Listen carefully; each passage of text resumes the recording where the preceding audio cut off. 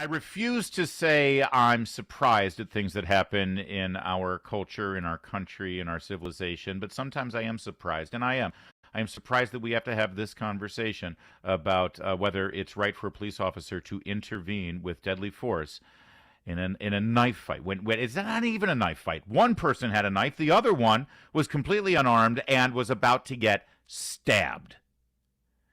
And I don't know about you, but I think that we should be okay with police stepping in. If it were my daughter, and I want to say this, and I know that it's tempting fate to say such a horrible thing. If that were my daughter on either side of this equation, about to be stabbed or about to stab somebody, God forbid any child of mine ever gets themselves in a situation where they're about to stab an unarmed person like this. But if they are, you know what? The cops need to do the right thing. That seems like a no-brainer. Which brings us to LeBron James, because apparently he has no brain. Or maybe I'm overstating the case. Let's bring in my very dear friend and yours, Kira Davis, real Kira Davis on Twitter. She's editor-at-large at Redstate and, of course, host of the great podcast, Just Listen to Yourself. Kira, listen, I love talking to you about everything, parenting, education, faith, politics, but when those things then intersect with pop culture and sports, well, you're my go-to gal. Kira, thanks for being here. Oh, hey, Lair Bear. Thank you for having me. Happy Earth Day. Oh, thanks. It's my favorite planet by far.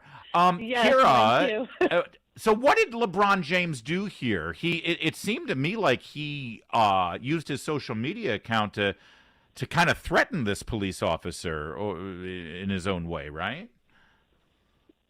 Listen, we don't look to LeBron James for his searing intellectual commentary on culture. The guy plays basketball, and he has spent his whole life disciplining his body, but not his mind, which is obvious.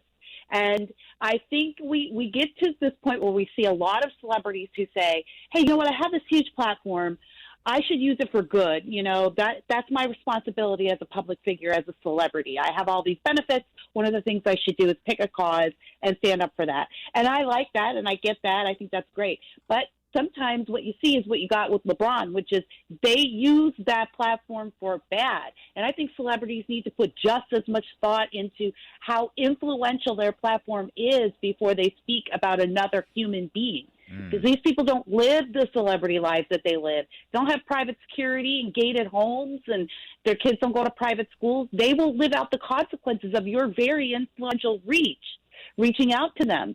So that's another thing celebrities need to think about. Yes, I should use my influence for X, but I should not use my influence for Y. I should recognize that my influence is outsized, and therefore what I say is not going to have the same effect as even people like you and me just talking about this.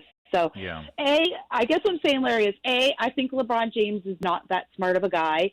B, I think he got overwhelmed with the emotion of the situation, but because he's not that smart of a guy, he didn't know the details, so he just tweeted on emotion.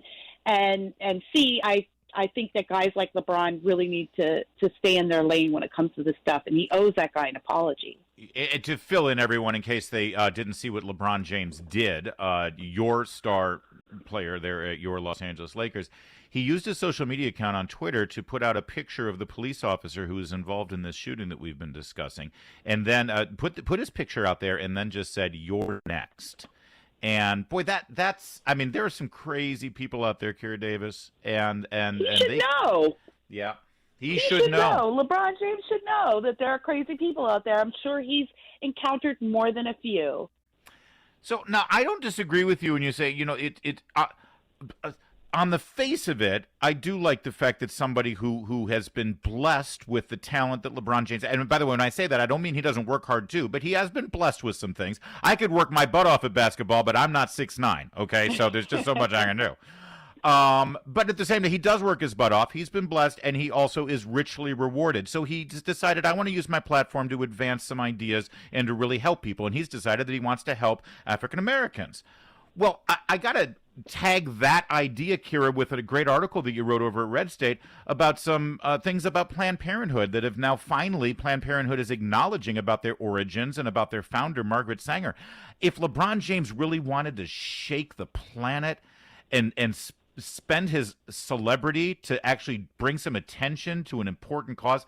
How about all of those aborted babies over the last century? Larry, LeBron doesn't know about the aborted babies. Do you know what I mean? Like, a guy like LeBron is not.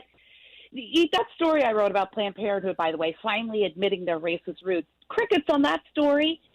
Me and a couple other people reported on it, but you're going to see that story on CNN? Absolutely not. You're going to hear about it on NPR? Right. Probably not. You know, he doesn't know. LeBron is not sitting there combing blogs and combing news stations all day long looking to get nuanced opinion. He's not listening to podcasts where people are breaking down the issues and having conversations. He's got an agent or an entourage in his ear telling him all of their uninformed opinions about what's going on, and he's forming his opinions on those things. He's reading a headline that comes across TikTok. You know, he's not informed. So wouldn't it shake up everything if LeBron were like, hey, stop killing black babies? Yeah, that would be amazing. But I have no doubt in my mind that LeBron doesn't even know that that's a problem, that the abortion industry has planted roots in the black community and has been murdering our political capital for 75 years. I'm sure he doesn't know that. You know, I'm sure he doesn't know the nuances surrounding school choice or surrounding a qualified immunity or all of that. So this is why he probably should just stay out of it. These are some of the fundamental concerns, though, Kira Davis, and in terms of a broader spectrum of issues that we as a society could be focusing on beyond just this one thing we've decided, that racist cops are trying to kill innocent, unarmed black people in our cities. And I think it's also enveloped in this particular story out of Columbus when we find out this 16-year-old was in foster care.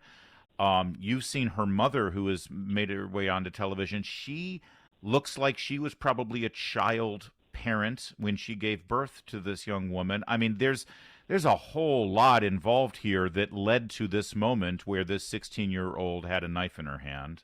And those are the harder conversations, aren't they? Yeah, those are the harder conversations because you can't get clicks off of those conversations. You can't get views off of those conversations.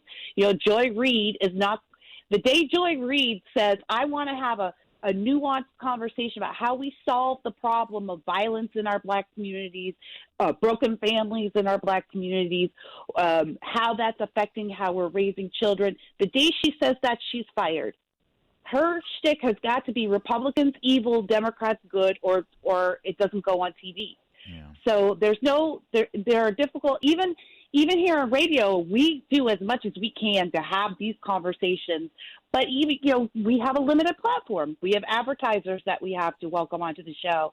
We have other news breaks. People need to know what the news is, the traffic, the weather. There's so many distractions in our formats that we use. It's hard to have these conversations. And because the left has politicized literally everything, I grieve, Larry, that I just believe we're at a place where it's almost impossible to have a mass conversation.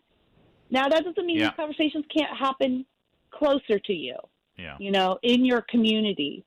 It's going to take some brave people to step up and make those things happen. Finally, we're speaking with Kira Davis. She's editor-at-large at Redstate.com and, of course, the host of her very own podcast, Just Listen to Yourself. Kira, I've seen in the last 48 hours after the verdict out of Minneapolis with Derek Chauvin convicted of murder, I've seen so many people saying, why hasn't Congress stepped up and done something about this? We've known that this is an atrocity. We should have had police reform the second after that video came out last year. Where's Congress on this? And, well, you actually have answered that question because there were some members of Congress that did try to do something about this last year. Yes, a gentleman by the name of Senator Tim Scott, who is a black Republican senator, a sitting senator, and a man who's very well respected, actually, on both sides of the aisle, as far as his intellect and his genuine nature are concerned. He proposed this bill. Of course, the Democrats shot it down. Again, this is another story that's crickets, Larry, in the media, right? Because the Democrats shot it down because it dropped right before the election. And Pelosi did acknowledge that the bill existed at one point, and she did say, and she said the same thing about stimulus. We're not going to give Trump any wins, Right. more or less, is what she said. And so I wish more people knew that these people, they're playing games with us. They're playing games with our lives. They don't care. We could have had this stimulus bill a year ago, but they didn't want to give that win to Trump. They didn't care that you needed food on your table or that you had no child care for your kids. They didn't care. Everything they say is a lie. Everything that comes out of their mouth is disingenuous. They didn't care. They don't care about police reform. Do we think the Democrats really want to solve the issue of police violence in Black communities and make sure that Black communities are thriving as a part of the American dream? No. Yeah. What happens to the Democrat Party when they solve a problem? That's right. They're playing games with us, and I'm sick of it, people. Yep. I'm I'm sick sick of of getting played too. What are you doing to celebrate Earth Day there over at the Davis household? You got big plans? You're gonna have some kind of party? You got the punch bowl going? You got the fish bowl where all your neighbors are gonna come and put their car keys in it? What's happening there, Kira? I am going to celebrate Earth Day today by breathing, and I'm going to walk Nice. around and enjoy gravity for a little while. Oh. And yeah, stuff like that. That is a great idea. Breathe while you can, Kira Davis, because in a moment, I'm going to let everyone here on KBC know exactly what Joe Biden's climate czar said today. He has a real problem with human beings breathing. That apparently is one of his solutions to helping climate change and saving the planet. Of course, we won't be around to enjoy it if we all hold our breath, but I'll share that with everyone in a moment. In the meantime, Kira Davis, it's always good to talk to you, my friend. Thank you, Larry. I will talk to you next time, and enjoy your day on Earth. I will. Your Lair Bear signing off. Thanks, Kira Davis.